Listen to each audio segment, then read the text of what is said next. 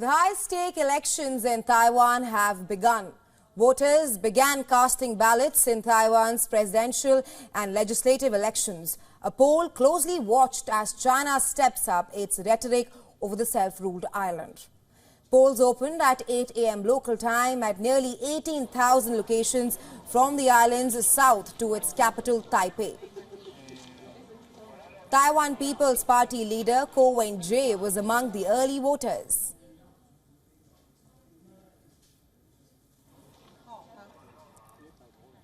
Earlier, U.S. Secretary of State Antony Blinken met with Liu Jianchao, a Chinese diplomat and a top contender to be China's next foreign minister. The meeting took place in Washington just hours before the polls in Taiwan. The United States continues to caution China against using the elections as a pretext for instability. As per reports quoting the State Department, Blinken has asked China for cross-strait stability. And in news just coming in, Taiwan's defense minister says it had detected 2 Chinese balloons crossing the Taiwan Strait in the last 24 hours, one of which flew over Taiwan itself.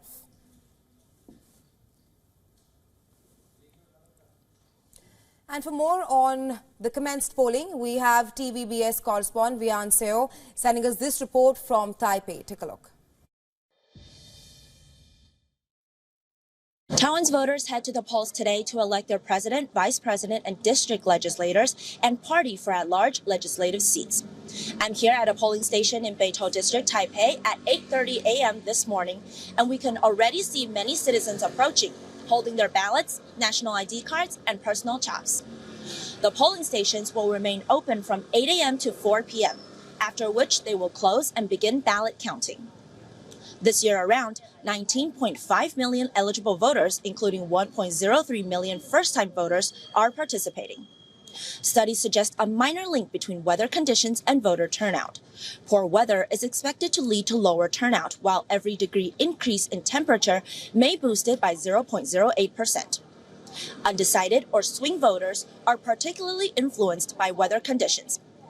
However, at 16 degrees Celsius in Taipei, with mostly sunny weather predicted across the island, the voter participation rate could match the 75% voter turnout seen in 2020. This year, besides the ruling Democratic Progressive Party, DPP, and the main opposition party, Kuomintang KMT, a third party, the Taiwan People's Party, TPP, is competing in the presidential and vice presidential race. Third parties usually struggle in Taiwan's two-party system, but amid growing Chinese threats and waning confidence in the DPP and KMT, the youth-backed TPP remains in contention. The TPP presidential and vice presidential candidates, Ko Wen-je and Cynthia Wu, have already cast their vote at 8 a.m. today, while their opponents are scheduled to arrive at their polling stations later in the morning. Cross-strait issues take center stage in the election as rising tensions stir Taiwan due to China's recent satellite launch, passing over the southern Taiwan airspace. This event was mistakenly interpreted as a missile launch in Taiwan's emergency alert system, causing heightened anxiety in the days leading up to the elections. Meanwhile, diplomatic relations and Taiwan's overall economy are pivotal in today's election, with the people's choice shaping Taiwan's future direction. As the day unfolds, we will provide you with the latest updates here at TVBS World Taiwan.